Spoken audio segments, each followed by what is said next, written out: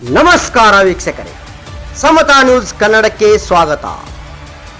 ಇಲ್ಲಿ ಯಾವುದು ಸತ್ಯ, ಯಾವುದು ಸುಳ್ಳು.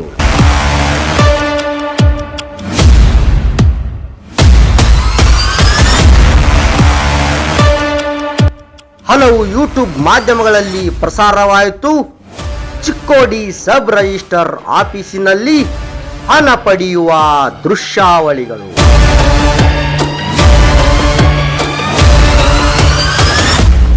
ಪ್ರಸಾರವಾದ ಮರುದಿನವೇ ಮಾಧ್ಯಮಗಳಿಂದ ಮಾಯವಾಯಿತು ವಿಡಿಯೋ.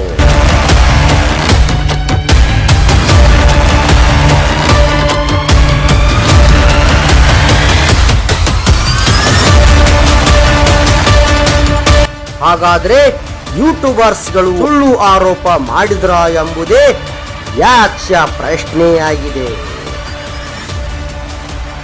ತಮ್ಮ ಲಾಭದ ಸುಖಕ್ಕೋಸ್ಕರ ಸುಳ್ಳು ಸುದ್ದಿ ಪ್ರಸಾರ ಮಾಡಿದ್ರ ಯೂಟ್ಯೂಬರ್ಸ್ಗಳು. ಸಬ್ ರಿಜಿಸ್ಟರ್ ಆಫೀಸಿಗೆ ಬರುವ ವಕೀಲರಿಗೆ ಏಜೆಂಟರು ಎಂದು ಅವಹೇಳನಕಾರಿ ಮಾಡಿದ ಯೂಟ್ಯೂಬರ್ಸ್ಗಳಿಗೆ ಕಡಿವಾಣ ಹಾಕ್ತಾರ ಬಾರ್ ಅಸೋಸಿಯೇಷನ್ ಅಧ್ಯಕ್ಷರು ಮತ್ತು ವಕೀಲರ ಸಂಘಟನೆಗಳು.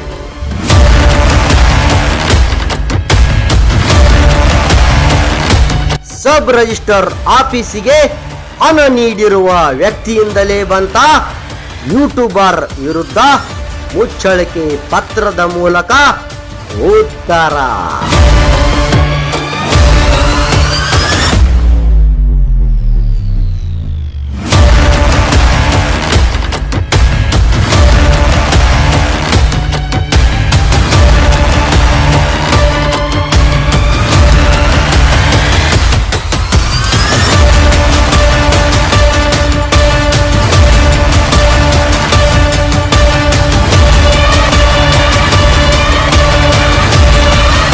ಸುದ್ದಿ ಪ್ರಸಾರ ಮಾಡಿ ಅಧಿಕಾರಿಗಳ ತೇಜೋವಧೆ ಮಾಡಿದ ಮಾಧ್ಯಮಗಳ ಮೇಲೆ ಪ್ರಕರಣ ದಾಖಲಿಸಿ ಕಾನೂನಿನ ಪ್ರಕಾರ ಸೂಕ್ತ ಕ್ರಮ ಕೈಗೊಳ್ಳಲು ನ್ಯಾಯಾಲಯದ ಮೊರೆ ಹೋಗಲು ತೀರ್ಮಾನಿಸಿದ ಉಪನೋಂದನಾ ಅಧಿಕಾರಿಗಳು ಮತ್ತು ಸಿಬ್ಬಂದಿಗಳು.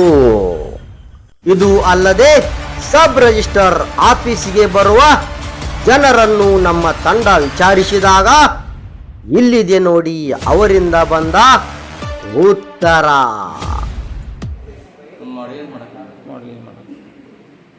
ಏನಾದ್ರು ಟೈಮ್ ಆಯ್ತು ರೀ ಬಂದು ರಿಜಿಸ್ಟ್ರೇಷನ್ ಆಗಕ್ಕೆ ನಿಮ್ಗೆ ಲಘು ಆಯ್ತು.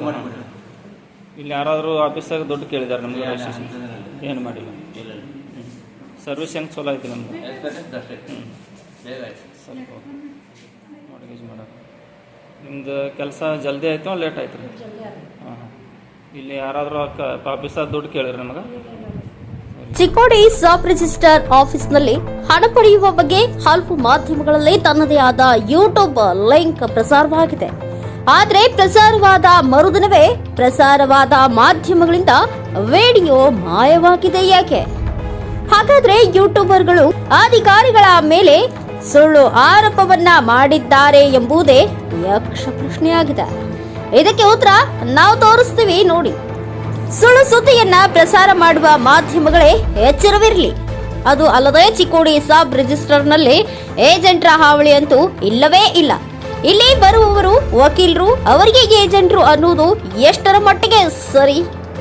ನಿಷ್ಠಾವಂತರಾಗಿ ಕಾರ್ಯನಿರ್ವಹಿಸುತ್ತಿರುವ ಅಧಿಕಾರಿಗಳ ಮತ್ತು ಸಿಬ್ಬಂದಿಗಳು ಹಾಗೂ ವಕೀಲರ ಮೇಲೆ ಲಂಚದ ಆರೋಪ ಮಾಡುವ ಮುನ್ನ ಎಚ್ಚರವಿರಲಿ.